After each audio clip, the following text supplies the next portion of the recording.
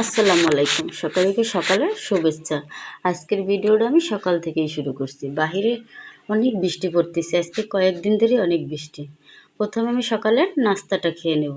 এখানে নাস্তাগুলো সব রেডি করে নিয়েছি, এখন খাবার পালা। তারপর একটু বাজারে যাব। বাজার থেকে আমি কিছু কাঁচা সবজি কিনে নিয়ে আসছি।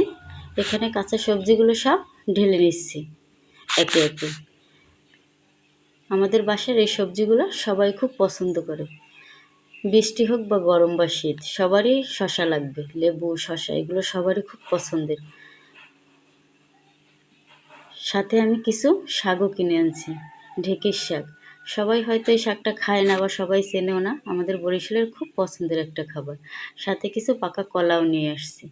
পাকা কলা আমাদের বাসার সবাই খুব পছন্দ করে, আমারও খুব পছন্দের। এখন সবজিগুলো একে একে সব কিছু, যেহেতু বৃষ্টির পানিতে ভিজে গেছে, তাই মুছে একটু পানিগুলো শুকিয়ে নেব। এভাবে করে ফ্রিজে রাখলে সবজিগুলো অনেক দিন থাকবে। এরপরে খিচুড়ি রান্না করার পালা। প্রথমে আমি এখানে কিছু বুটের ডাল ভিজিয়ে নিয়েছি। আজকে আমি বুটের ডাল দিয়ে খিচুড়ি রান্না করব। পরে একটা বাটিতে আমি কিছু চাল নিয়ে নিয়েছি, চালের সাথে কিছু মুসুরি ডাল নিয়েছি। এই ডাল আর চাল একসাথে মিশিয়ে নেব।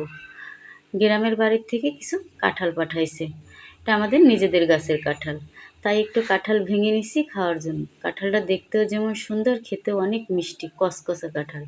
অনেকেরই এ ধরনের কাঁঠাল খুব পছন্দ, আমারও খুব পছন্দের একটা ফল কাঁঠাল, যেহেতু আমাদের জাতীয় ফল। সবাই হয়তো কাঁঠাল খেতে পছন্দ করে না। এই যে দেখুন, কাঁঠালগুলো অনেক দেখতেও সুন্দর লাগে। এরপর আমি খিচুড়িটা বসিয়ে দেওয়ার পালা। প্রথমে সব মশলা কষিয়ে নেব, এজন্য আমি চুলায় একটা কড়াই বসিয়ে দিয়েছি। সাথে কিছু কুচানো পেঁয়াজ দিয়ে দিয়েছি। পেঁয়াজগুলো ভেজে একে একে সব মশলা দিয়ে দেব।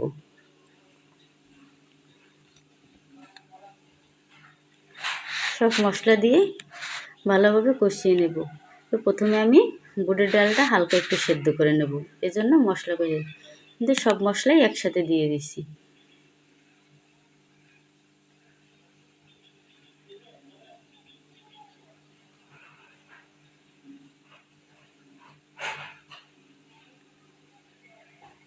মশলাগুলো ভালোভাবে কষিয়ে নিয়েছি, সাথে হালকা একটু পানি দিয়েছি যেন মশলাটা নিচ থেকে লেগে না যায়। এরপরে ডালগুলো দিয়ে দেব।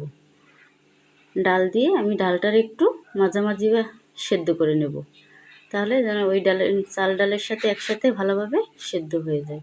যেহেতু বুটের ডাল, মসুর ডাল সেদ্ধ হতে সময় লাগে না, বুটের ডাল সেদ্ধ হতে সময় লাগে। এদিকে আমি মাংসটা রেডি করে নিয়েছি, চালটাও ধুয়ে গুছিয়ে নিয়েছি। সালাদের জন্য সব কিছু রেডি করে নিচ্ছি। এবারে আমি ডাল চাল দিয়ে ওই ডালের সাথে সব কিছু একসাথে ছেড়ে ভেজে নেব।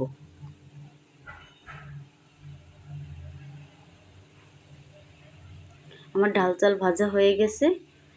এবারে আমি পরিমাণ মতো, আমি কিন্তু গরম পানি ব্যবহার করি, কিন্তু আমি পাত্রে দেব না। আমি খিচুড়িটা দমে দেওয়ার জন্য রাইস কুকারে ভাজার পরে ঢেলে নিছি। এবারে পানি দিয়ে ভালোভাবে ছেড়ে রাইস কুকারে দিয়ে দেব। এদিকে আমি মাংসের জন্য মশলা কষিয়ে নিচ্ছি।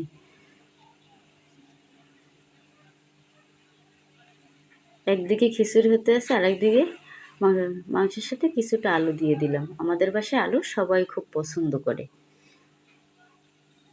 আলু ছাড়া চলেই না। এদিকে আমার খিচুড়িতেও বলক এসে গেছে, আবার একটু নেড়ে চেড়ে সামান্য কিছুটা আস্ত কাঁচামরিচ দিয়ে দিয়েছি। এবারে ঢাকনা দিয়ে দমে দেবো। এদিকে আমার মাংসটাও কষানো হয়ে গেছে, পরিমাণ মতো ঝোল দিয়ে দেবো।